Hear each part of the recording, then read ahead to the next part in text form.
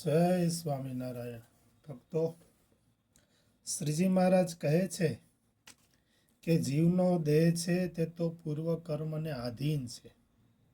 તેનો એક નિર્ધાર રહેતો નથી. તે ક્યારેક કર્માધીનપણે માંદો થઈ જાય, ક્યારેક સ્વતંત્ર વર્તતો હોય ને ક્યારેક પરાધીનપણે થઈ જાય. અને ધાર્યું હોય તે ઠેકાણે રહેવાય કે ન રહેવાય. અને ક્યારેક હરિભગતના મંડળમાં રહેતા હોઈએ ને કર્મ કે કાળે કરીને પરવશ થઈ જવાય અથવા નોખા પડી ગયા ને એકલા રહી જવાય, ત્યારે નિયમ રાખવાની દ્રઢતાનો કોઈ મેળ રહેતો નથી. અથવા કોઈ અંગ્રેજ જેવો રાજા હોય ને તેણે કંઈક પરવશ રાખ્યા હોય, અથવા પોતાના મન અને ઇન્દ્રિયો તે પણ અંગ્રેજ જેવા જ છે તેને કરીને પરવશપણું આવી ગયું હોય. જેમ કે કાને કરીને સંભળાતું ન હોય, પગેથી ચાલવાની શક્તિ ન હોય, આંખેથી વાંચી શકાતું ન હોય, ભગવાનના દર્શન થતા ન હોય, અથવા જમાતું ન હોય કે જમાતું હોય પરંતુ પચતું ન હોય, દેહ કરીને સાજા માંદા રહેવાતું હોય, આ બધું પરવશપણું કહેવાય. ત્યારે જે સંતના મંડળમાં રહેવું ને સત્સંગની મર્યાદા પાડવી તેનો કાંઈ મેળ રહે નહીં.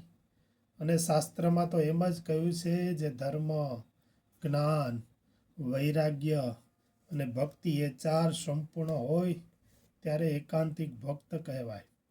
ને એકાંતિકની જે મુક્તિ છે તેને પામે. અને કાળ કર્મના યોગે કરીને દેહની વ્યવસ્થા તો એકની એક રહે તેમ જણાતું નથી. માટે ભગવાનના ભક્તને કેવી રીતે એકાંતિકપણું રહે છે એ પ્રશ્ન છે. આમ આ દેહ કરીને વર્તમાન કાળે જે આશંકાઓ છે તે તમામ વર્ણવી બતાવી છે.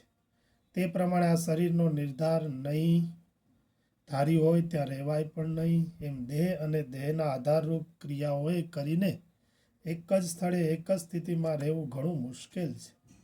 એટલે જ્યાં સુધી શરીર સારું હોય, અનુકૂળતા હોય તો જરૂરથી આ દિવ્ય સત્સંગનો જોગ કરી લેવો, જેથી સત્સંગના જોગે કરીને આ જીવનું સારું થાય.